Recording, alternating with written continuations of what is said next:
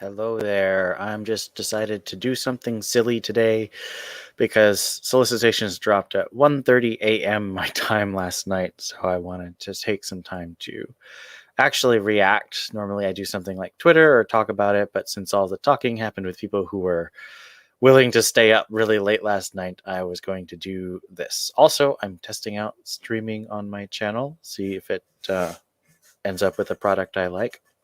I've linked the solicitations in my description.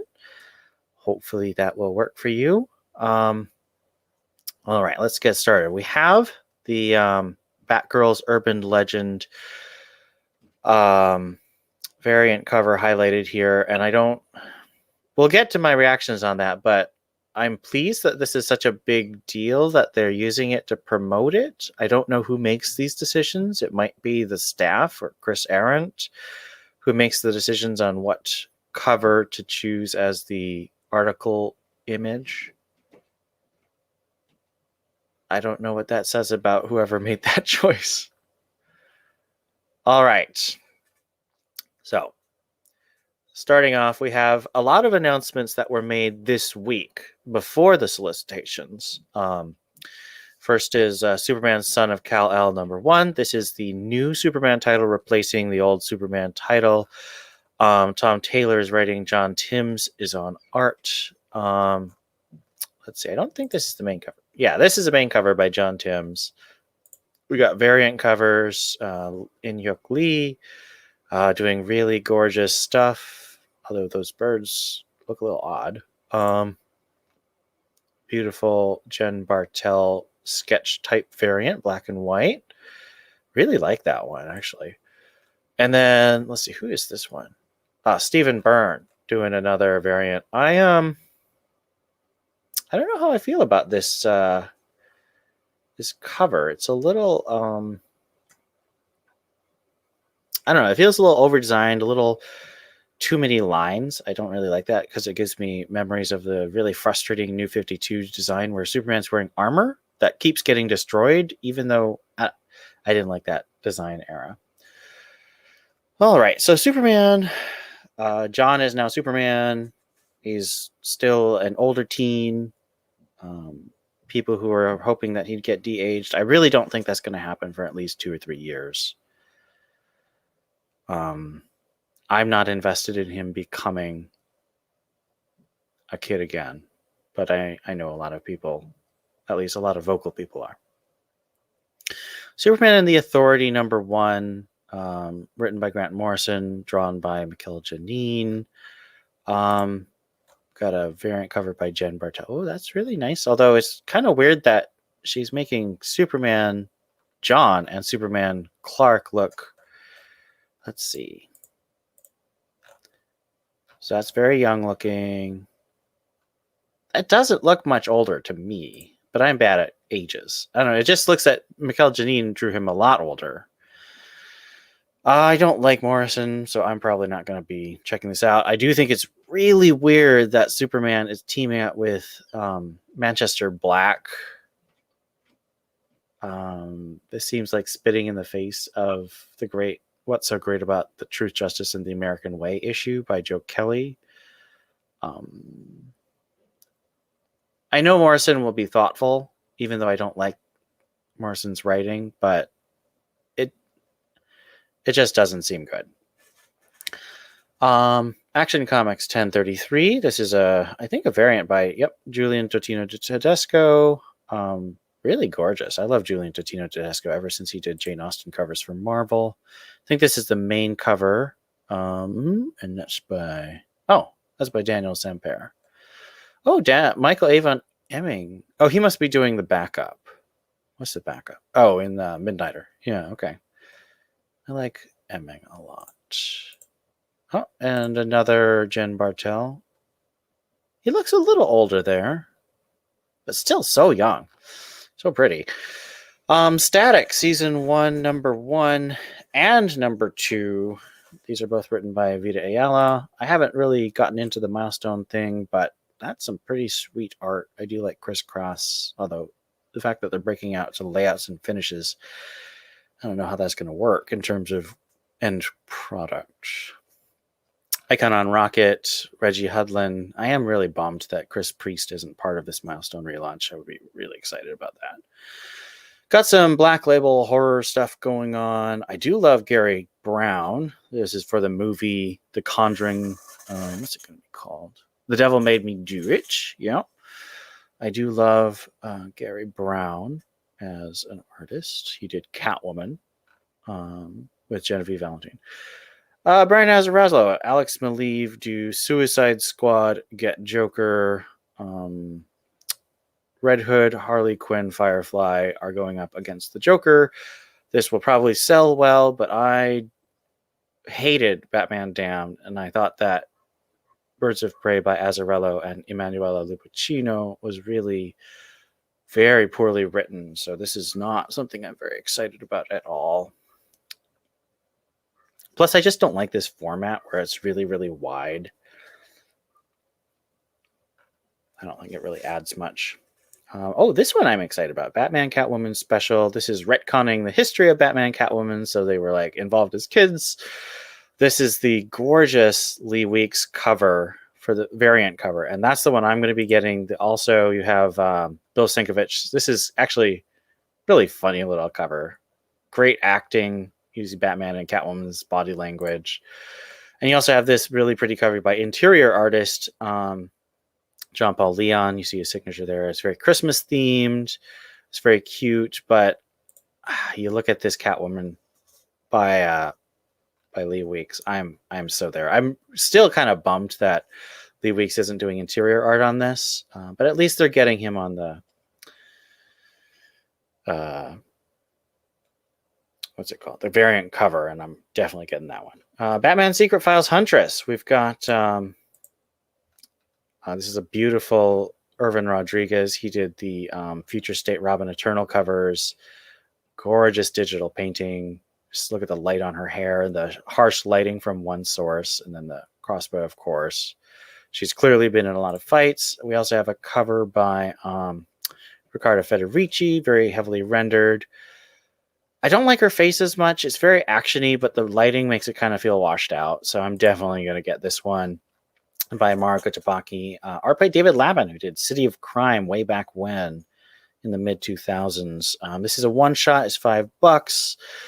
$6 for the cardstock cover by Federici. It's following up from the stories that Huntress is involved in with Detective Comics, which will be interesting. I do like seeing that, although I don't know why it couldn't have been an issue. I mean, of course, if they can sell more comics, it's better, but they're already making Detective Comics double shipping, and I don't like that. We'll see. I don't like the idea that she has superpower. However, it looks like it could be a temporary power, and I'd be okay with that. We have The Signal.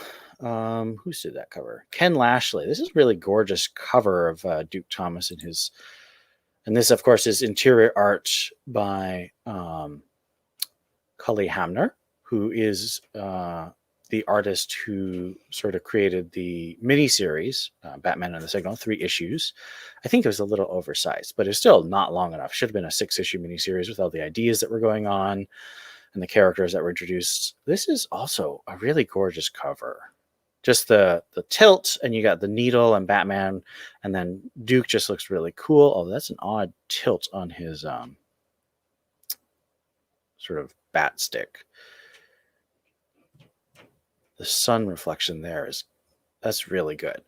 Really cool art. Tony Patrick, the guy again who did that. I hope he's fit the story better to the what's it called? Fit the story better to the length. Let's see. It says that Ken Lashley's doing both the cover and the variant cover. I guess we'll see that later. I have some friends who are really excited about this. Blue and Gold, written by Dan Jurgens, art by Ryan Sook. This is fantastic. I'm so glad that Jurgens is getting to do this. Jurgens,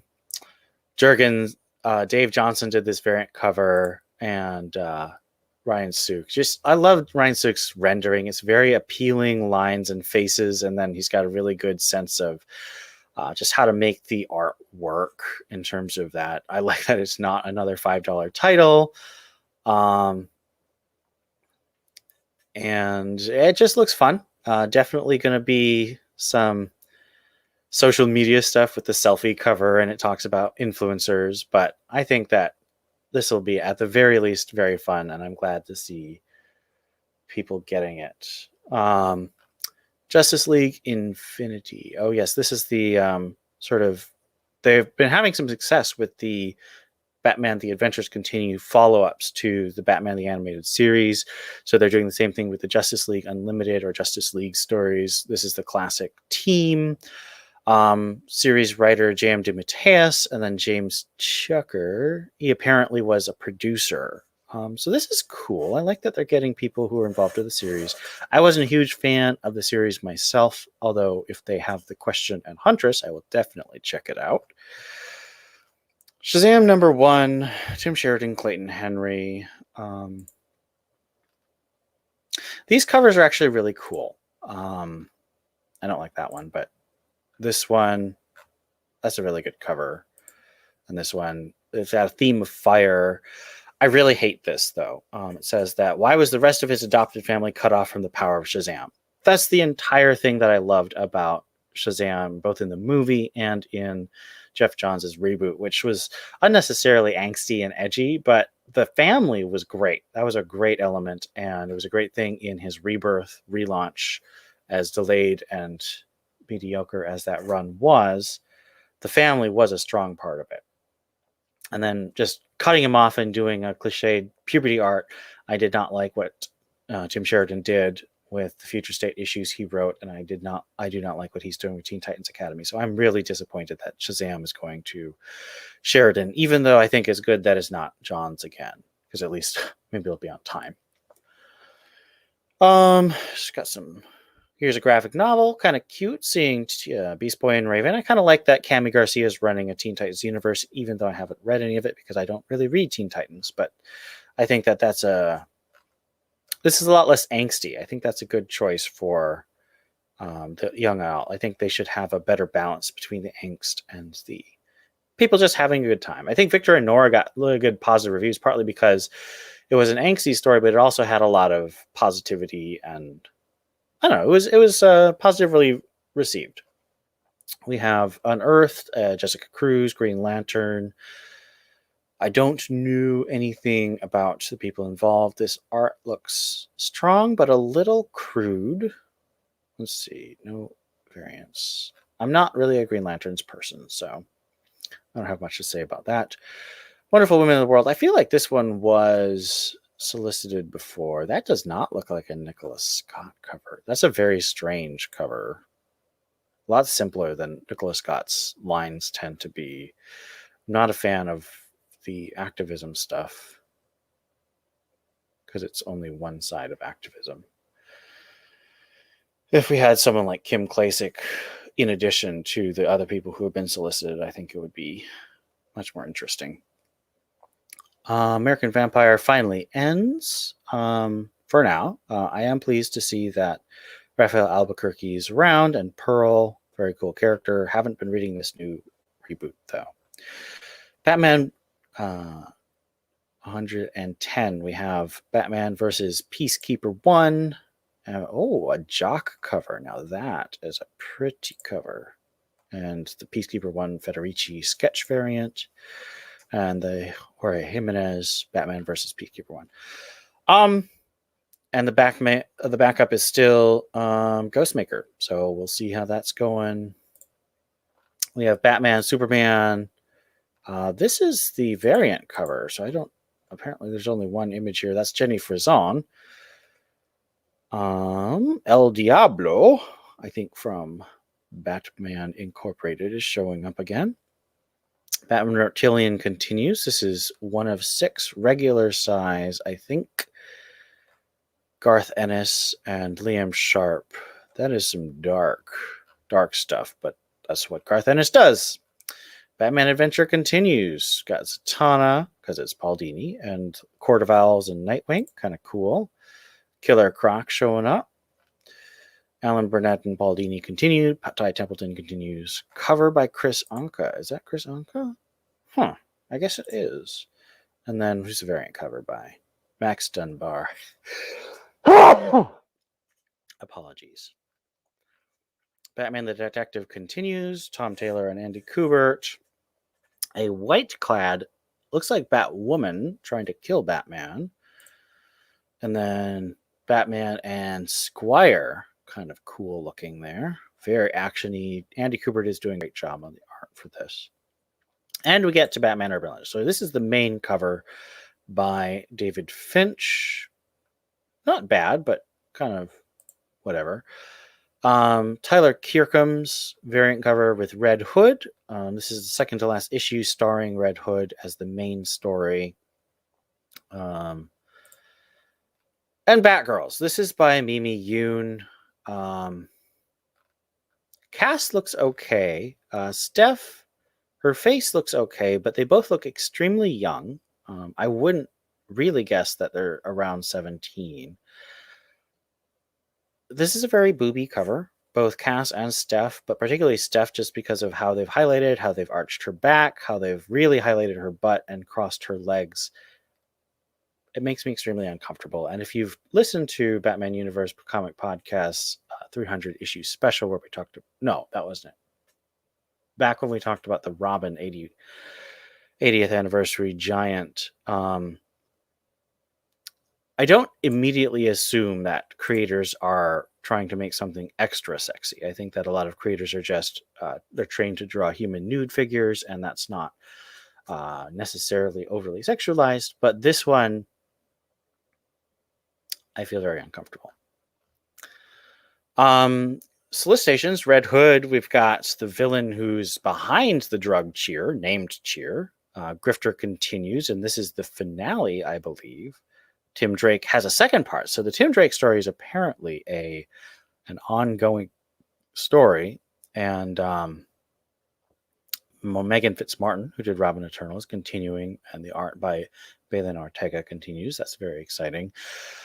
Batgirls, it doesn't say if this is part one of anything or just a one-shot like the Oracle story was. Art by Sweeney Boo, who's been posting snippets on Twitter and Instagram, and they look really good. Very cute, which I like. Similar to like David LaFuente, who has done a bunch of Stephanie Brown stuff. Marguerite Bennett is listed as the writer, and I'm really torn on this one. I like that it's not Tom Taylor or Vita Ayala or Cecil Castellucci, because those writers, I really didn't like what Tom Taylor did with Steph in Deceased Hope at World's End.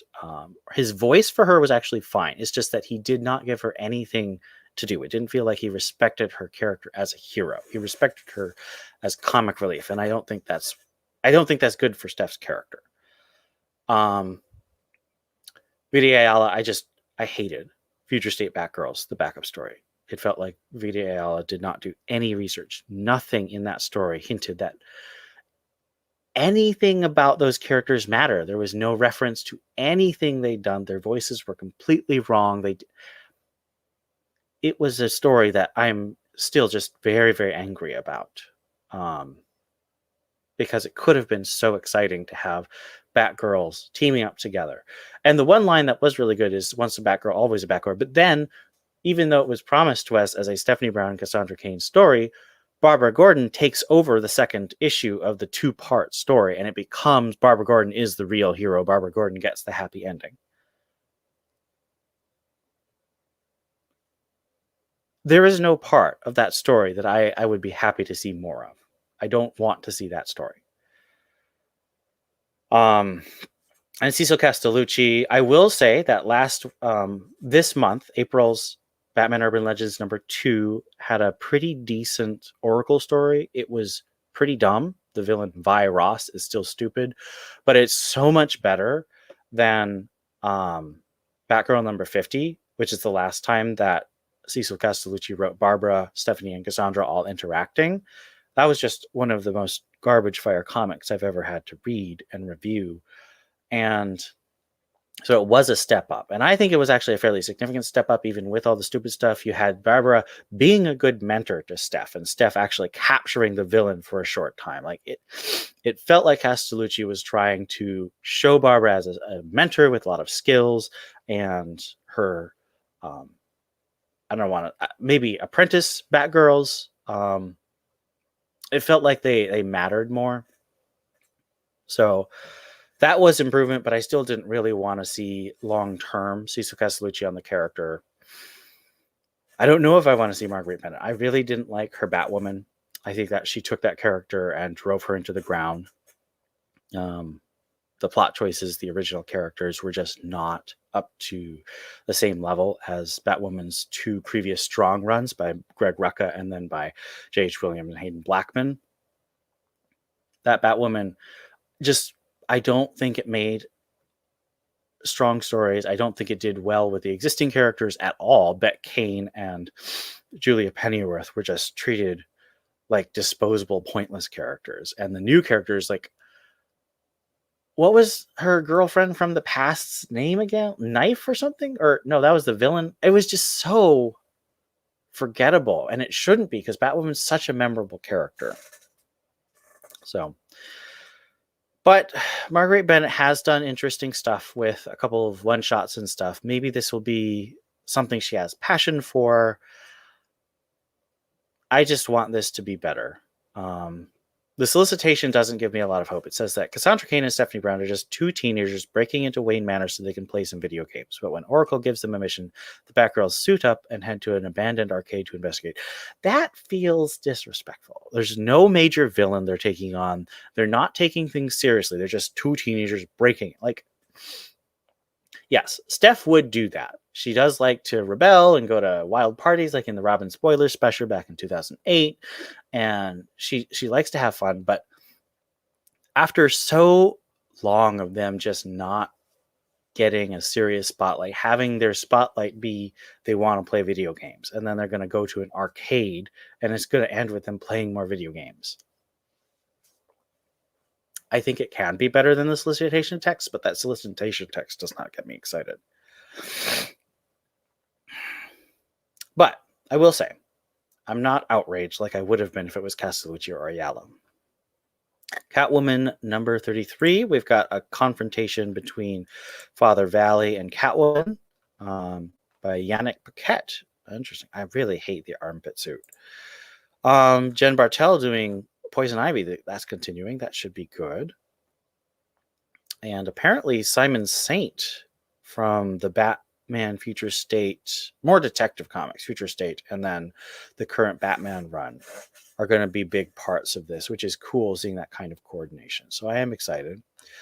Challenge of the Super Sons. This is two parts of the digital first. I love that cover, the digital. Who did that? Is that the variant? So no, this is the variant by Nick Bradshaw. This is way too busy. But this one's gorgeous with the pastels and the digital stuff. That's really cool.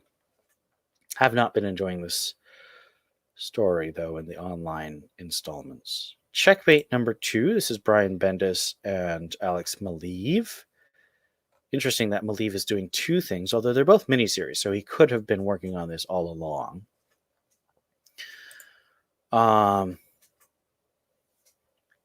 It looks like Bendis is doing that thing where he ties in the two titles he's writing together. That's good.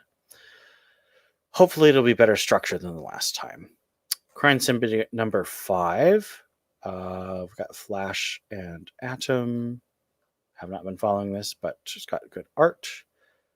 Crush and Lobo, Amanda Connor. That's cute. Also cute. Good covers there. I just don't like Lobo, so I'm not following. Detective Comics 1039. That is a creepy alien. I think that's the Vile guy who's a parasite. And here's the Lee Bermejo cover. Generic but cool. Art by Victor Bogdanovic continuing. We've got cover by Dan Mora. And this does directly lead into Batman Secret Fire's Huntress. And you have a backup by writer-artist Tristan Jones about the Vile. Detective Comics 1040. Bruce Wayne in jail. No variant for this one. I really don't like the fact that Detective Comics is going twice a month again. This is gorgeous.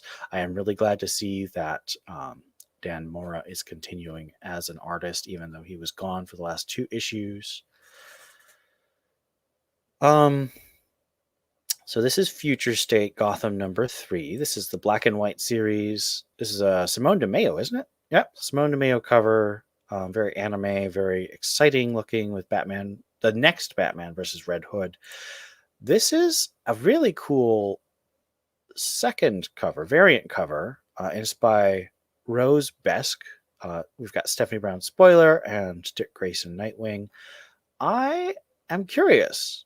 Stephanie Brown, I mean, she was hinted at in the first cover for Future State Gotham number 1 on a wanted poster.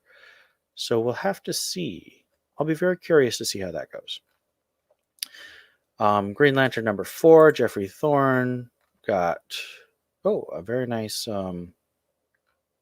Brian Hitch cover. I just don't read Green Lantern.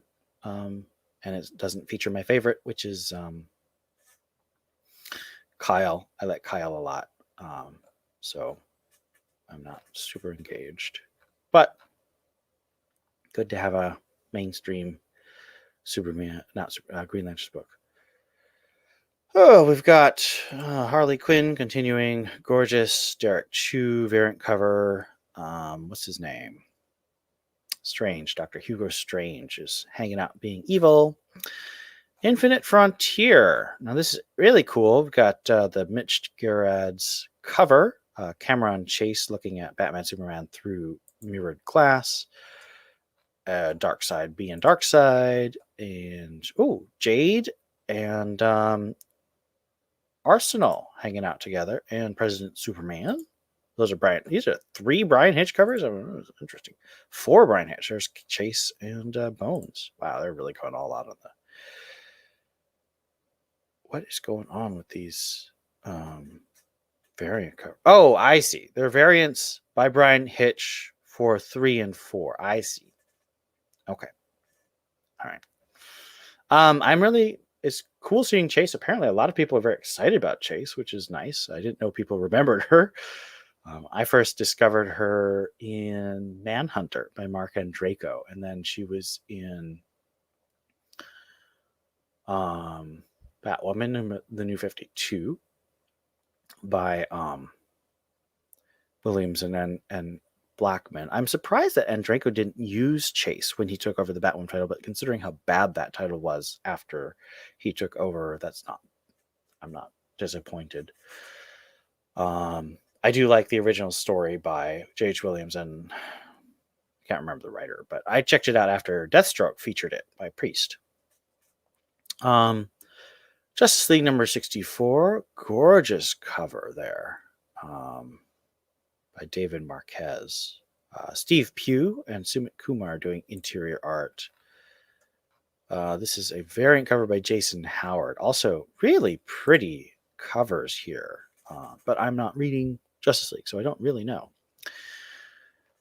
Got Justice League 65. Justice League is also double shipping. I love Black Canary. That looks like her classic outfit of the leotard, fishnets, and jacket. Really cool. Checkmate. Also David Marquez. Another Black Canary. She's got the black jacket. This is David Talaski. Whatever you say about Bendis on Justice League, I do appreciate the art he's getting. Justice League Last Ride. This is Chip Zdarsky doing a Justice League miniseries. Art by Miguel Nondanka, cover by Derek Robertson, variant by Riccardo Federici. Very gorgeous covers. Still Justice League, still not really reading it. Legends of the Dark Knight number 3. This is probably collecting chapters 5 and 6 of the Digital First series. Looks like a Riddler henchwoman character facing off against Batman. I've been reading this. It is dark. Oh, and they've got a variant. Echo variant, I think. Actually, no, it's not Echo. I don't remember who that particular. Maybe it's Query. Riddler henchwoman is. But kind of cool that they're continuing the sketch variant series that I highlighted on Twitter a little while ago. Mr. Miracle, Source of Freedom. I don't think the first issue of this is out. Maybe it is, but I don't know. Nightwing number 82. We have a question of, here's a cool variant cover. We've got Barbara as Oracle. You've got your standard little dog with 3 legs, Nightwing, and you've got Melinda Zuko. And I'm still angry that it's Melinda and not Sonia Zuko. Bruno Redondo is still doing fantastic work on the covers and interiors. I don't like Tom Taylor, so I'm not liking the book. Robin number 4. A gorgeous cover by Gleb Melnikov, who's also interiors with Robin and Ra's al Ghul. And a really pretty Francis Manapul Ravager cover. I am curious to see what's up with Ravager. I hope she's not too bloodthirsty like she was in the Future State issue that Williams wrote, but we'll see. Oh, interesting. Jorge Corona is doing interior art. That's a good fit for Melnikov's energy, but it's kind of disappointing they have a fill-in on issue 4 already. Rorschach number 10, Tom King, Jorge Fornes. Really pretty cover. Of course, this run has had amazing art. I was just really turned off by the last issue with Frank Miller in it. Not that I dislike Frank Miller, but the way they used him was very confusing. The seance didn't make any sense to me. Ruby Justice League. This is still Marguerite Bennett. You've got Aniki, Mirka Andolfo doing covers. I haven't been following that because Justice League. Sensational Wonder Woman. Amy Chu doing an interesting thing. Strange Adventures number 11. We've got 2 really cool covers in the second to last issue. The first one by Mitch Gerrard's Adam Strange, a murder outline of himself. Alana in the background looking curious. And then this is gorgeous. Owls on pillars. Maybe it'll be the universe of owls. Both covers feature this another job to do. There's a hint that Adam and his wife may break up. I don't know. I am liking this series, but it's also sometimes a bit frustrating. So we'll see if I like the end, but I am collecting it. Suicide Squad number 5. Robbie Thompson, Titans Academy crossover. Peacemaker still trying to tie into that movie, which I think is cool. I didn't hate the first issue, but I don't know where it's going. We're still so early. We have Supergirl, Woman of Tomorrow, number 2. This is the Bilquis Evely main cover and the Lee Weeks secondary cover. I still haven't decided if I want to buy this issue, this series, just because I don't know if I will like it. But I do love seeing Lee Weeks doing this kind of cover. It's really cool. And Bilquis Evely is just fantastic on art. It's going to be really pretty at the very least. Strange length, though. 8-issue miniseries. And $5 for a regular cover. I'm really hoping that Tom King can sell it on name alone. I'm a Tom King fan, and it's going to be a hard sell at that. Because it's a regular issue. It's not oversized. So that's frustrating. Superman Red and Blue, number 5. Judd Winnick, G. Willow Wilson, Brandon Thomas, Mark Buckingham. Ooh, Mark Buckingham. And Daniel Warren Johnson. A lot of really good talent on there. I think this is an Amanda Connor cover. Yep. Red and Blue. Oh, that's a pretty cover. That's the Miguel Mercado cover. And Art Adams doing a really cool crosshatch shading on the Superman. Superman Red and Blue has been really gorgeous on art, just like Batman Black and White, and I'm hoping that Wonder Woman Black and Gold will be the same. Teen Titans Academy number 5. We got the Gotham Teens, probably the ones I'm most curious about because I like Gotham. I like the Batman family. I strongly dislike the writing on this series so far. Only 2 issues, yes. I will give it more chances, but I'm not enjoying it. But a focus on the smaller a focus on a smaller cast will probably be for the good. Art by Steve Lieber. That's definitely exciting. Dreaming Waking Hours comes to a close with issue 12, so a 12-issue miniseries. Nick Robles doing a good job on art. Cover by Marguerite Sauvage. Interesting choice. The Flash. People are liking it. I don't really read The Flash. The Joker number 5. Now, this is an interesting one because we have a flashback. It says it's Joker's first night in Arkham Asylum, trying to go for the Hannibal Lecter vibes. This is Guillaume March.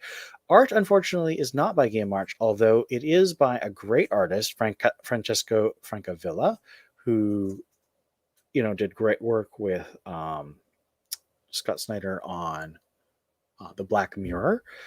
I think this could be cool. It's co-written by Matthew Rosenberg. I'm a little concerned that we already are at issue 5 and Tynan is turning to co-writers. I'd rather this series really have his full attention because it's the most exciting one that he's doing. The backup story is by Tynan and Johns, as usual.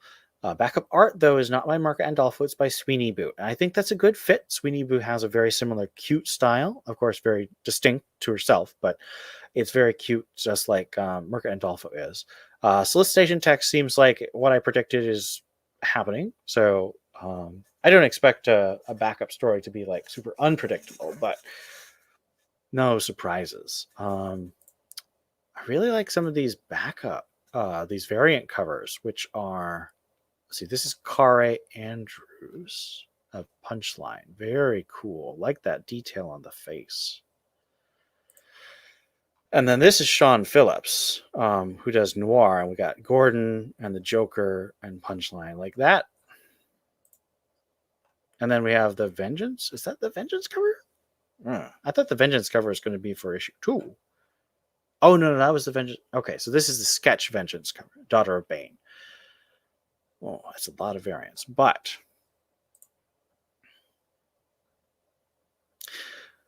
I don't know which one of these covers I want. I do not know. They all look so good. Next Batman set was from number 4. This is the finale. I love that Katana's here. I love this cover by Rakta Lin.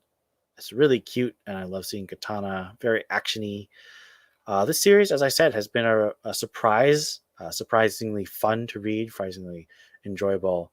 This collects 3 issues of the digital first series. We shall see how it is.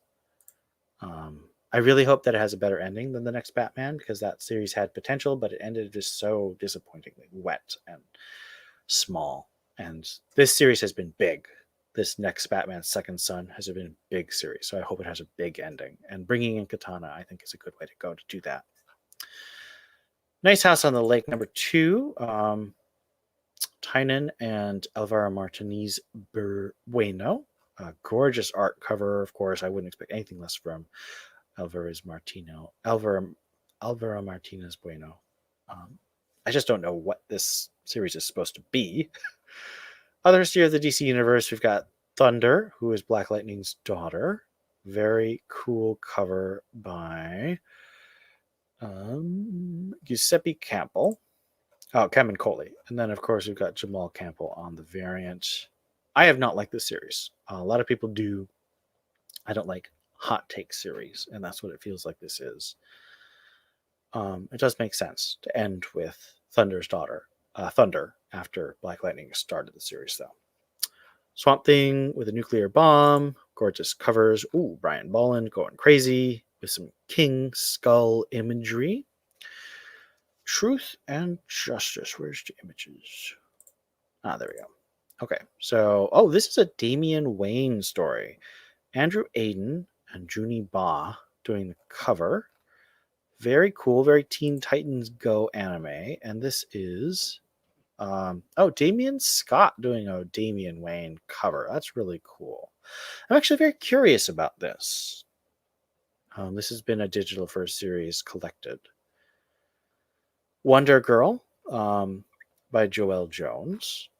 Got a Mateo Scalera variant cover that looks gorgeous. Mateo Scalera doing a White Knight, Harley Quinn spin-off series with Sean Gordon Murphy.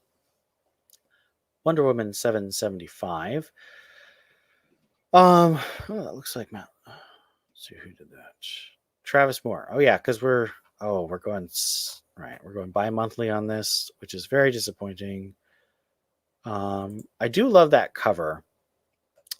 Variant cover is supposed to be a Becky Cloonan, but it's not listed. Still looks like we're stuck. There's a Wonder Woman facing fairies. Jill Thompson doing art. Yeah, I just want Diana to get home and be able to have her normal supporting cast, because I think the Reg can do a great job with them. Wonder Woman Black and Gold #2, and this is a really fantastic cover by Terry. No, that's David Mack. Yeah, David Mack doing a look at that design. It might think it's too busy, but the black hair kind of gives it more simplicity. The rendering, that's marvelous. And this is Josh Middleton variant cover, also gorgeous. They don't have the main cover by Terry Donson on.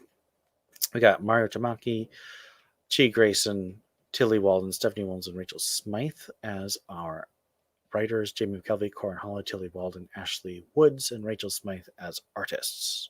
Pretty cool. Looney Tunes, Mad Magazine, Batman, Scooby-Doo, and this is sadly not Shelleyfish, but it is kind of fun. Black Mask and the False Face Society, pretty perfect. It says that Nightwing and Batgirl will be the primary team up for these Scooby-Dooers. Yeah, pretty classic. Art by Dario Brizulla, who also did the team up with Scooby-Doo and the Birds of Prey like 3 or 4 years ago. But that was by Shelleyfish. We shall see. A lot of good stuff in solicitations this week. We'll have to find out how it works. Anyway, if you watch, thank you for watching. I appreciate that. And that has been Solicitations for July. Long time waiting. And those are my thoughts.